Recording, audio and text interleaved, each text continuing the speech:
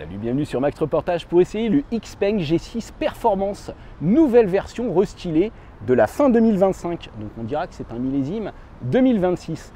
Mais tout d'abord, je vous invite à vous abonner à ma chaîne et surtout, si vous avez une société que vous souhaitez faire votre promo, n'hésitez pas à la faire sur ma chaîne. Vous verrez, c'est pertinent et c'est pas trop cher. Allez, c'est parti pour l'essai. Le nouveau Xpeng G6 arbore un restylage mais très discret pour pouvoir conserver son excellente aérodynamique.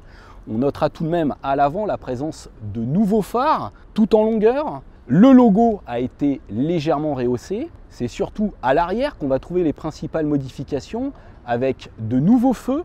Le bouclier a également été entièrement redessiné et on trouve même désormais un essuie-glace caché sous le becquet. Côté dimension, ce nouveau G6 s'allonge à peine de 0,5 cm, ce qui lui permet d'afficher 4,76 m de long.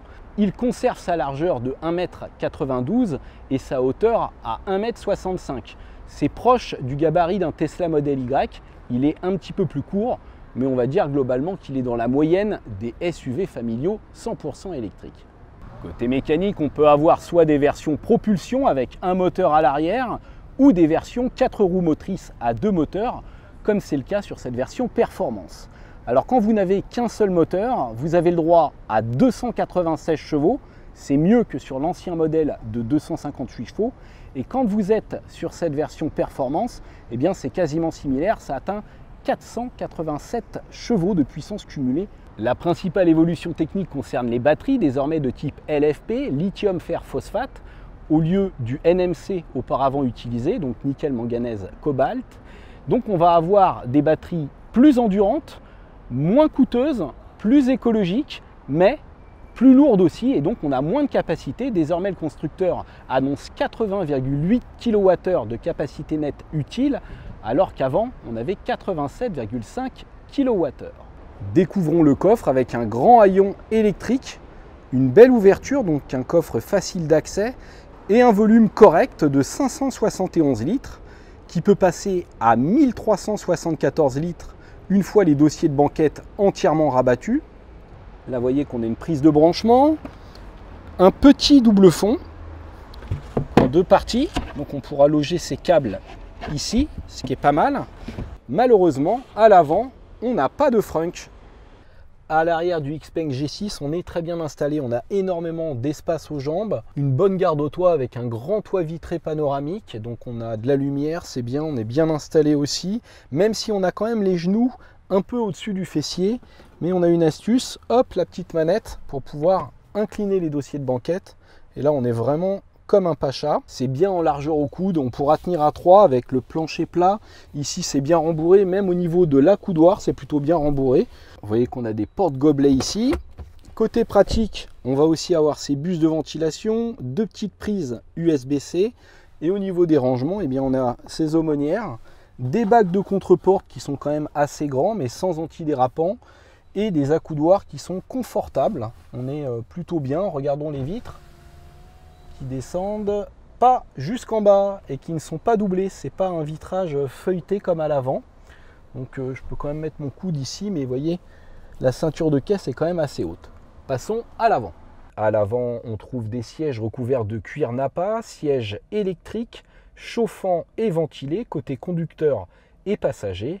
Et désormais en plus, on a une fonction massage pour le conducteur. À l'intérieur, la présentation a été peaufinée avec un éclairage bien travaillé.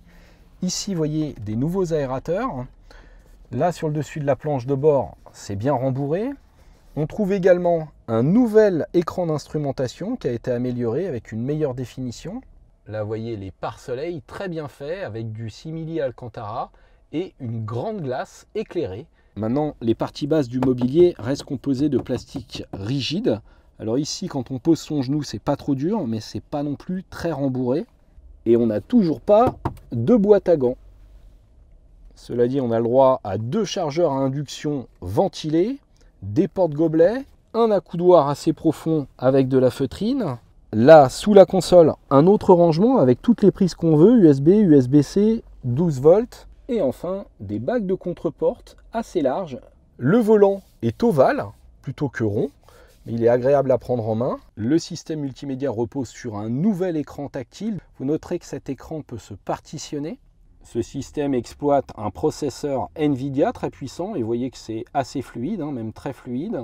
Quand j'appuie ici, j'accède aux différents réglages de la voiture. On va tout de suite aller dans Drive. Donc vous voyez, on a les modes de conduite, éco, confort, sport.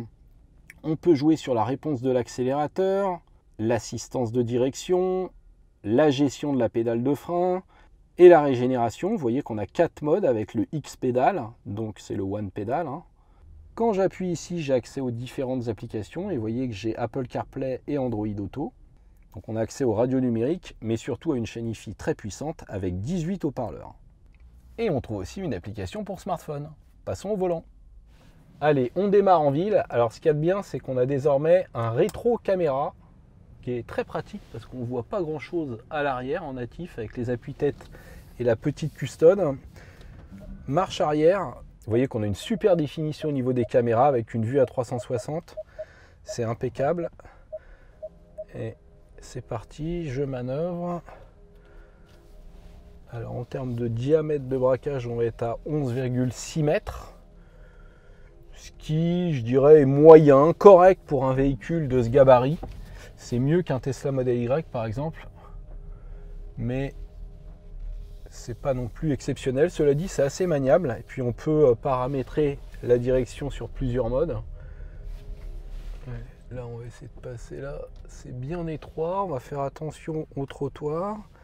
D'ailleurs, je vais forcer la caméra qui est partie. Ah, ça, c'est vraiment pas mal. Vous voyez, j'arrive à voir les trottoirs. Hop. Allez, là je sors de l'aéroport et dès que je vais dépasser les 30, voilà, j'ai plus l'avertisseur piéton et là je suis en X pédale, je lâche le pied de l'accélérateur complet, j'ai personne derrière. Est-ce que ça va jusqu'à l'arrêt complet du véhicule? Ah, pas complètement, elle rampe un tout petit peu, vous voyez, à 2 km/h. Si je veux qu'elle s'arrête, il faudrait qu'il y ait un obstacle. Mais ce n'est pas une vraie fonction e-pédale complète. Et encore une fois, il y a de l'inertie aussi entre le moment où vous levez le pied de l'accélérateur et le moment où le frein moteur apparaît. Il se passe un petit laps de temps. Mais bon, on peut quand même le réguler. C'est dommage qu'on n'ait pas de palette. En termes de confort, à faible allure, c'est agréable. On sent que le véhicule est quand même relativement souple. Je m'attendais à quelque chose de plus ferme, surtout sur une version performance, qui est donc une version sportive. Je m'attendais à quelque chose d'un peu plus rigide. C'est plus souple qu'un Tesla Model Y, ça c'est sûr, en tout cas à faible allure. Allez, voici une belle petite route sinueuse autour de Munich. Je suis en mode sport. 1, 2, 3 et bim. Ouf, ça marche. 487 chevaux. Autant vous dire que ça part comme une fusée. Ils annoncent un 0 à 100 en 4 secondes 1. C'est exactement le même temps que sur l'ancien modèle. Même si la batterie est un peu plus lourde, on va avoir 90 kg de plus avec cette batterie LFP. Donc on va être à 2220 kg. Là vous voyez dans le sinueux, même si la voiture est lourde, on a quand même un bon équilibre puisque la batterie est dans le plancher. Et puis on a des suspensions indépendantes à double triangulation avant et arrière. Au niveau des réglages de suspension, ils ont évidemment légèrement ajusté par rapport au poids qui est différent, on a 90 kg de plus. Mais sinon ils sont restés sur le même typage, donc ils n'ont pas voulu faire un véhicule trop ferme. Et là ça tourne bien, on va forcer un peu.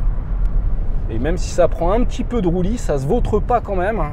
Et ça motorise très bien. Il faut dire qu'on a des bons pneus Michelin sur cette voiture.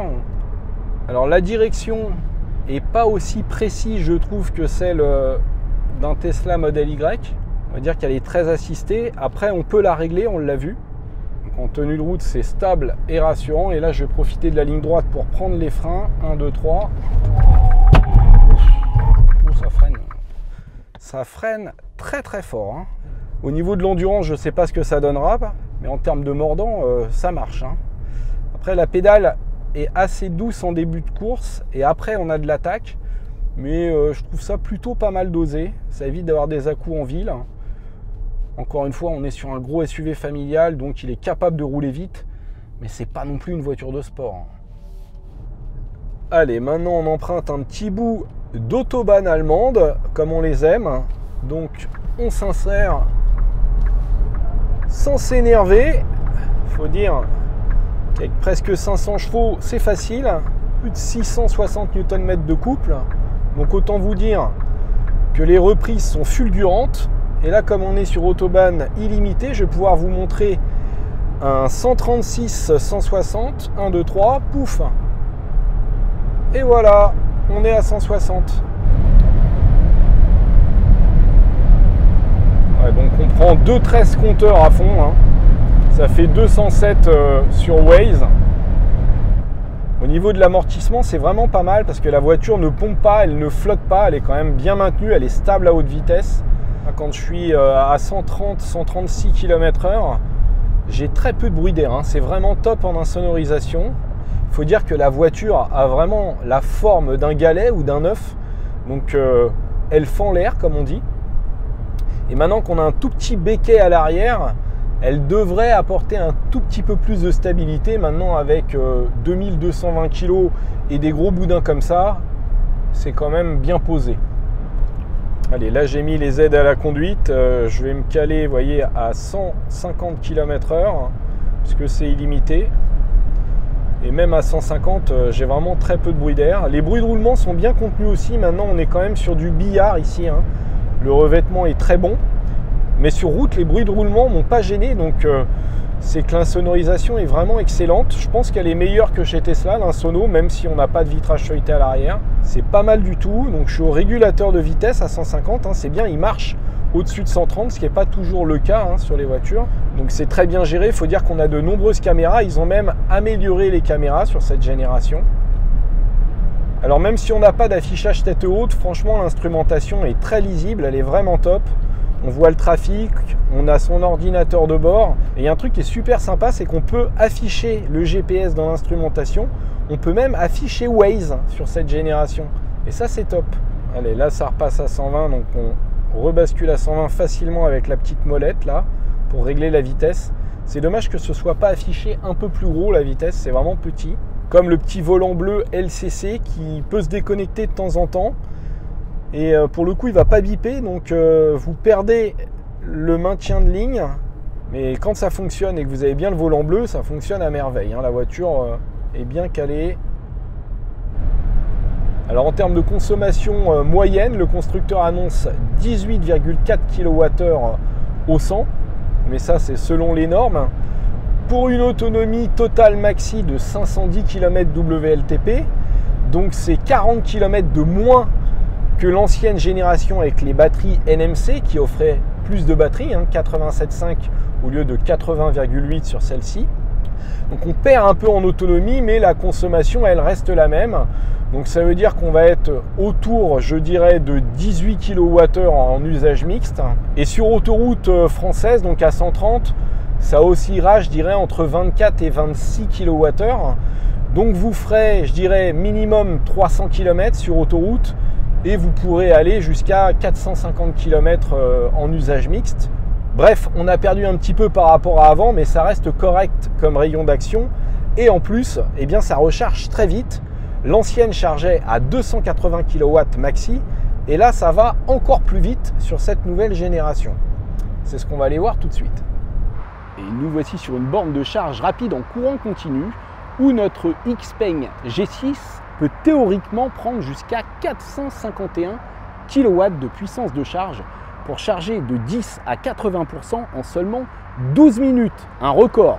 Maintenant, moi, sur cette borne, j'ai pas plus de 100 kW et trouver des bornes de plus de 400 kW, bon courage, il n'y en a pas beaucoup. En courant alternatif, eh bien, ce sera dans la moyenne de la catégorie puisqu'on a un chargeur embarqué de 11 kW.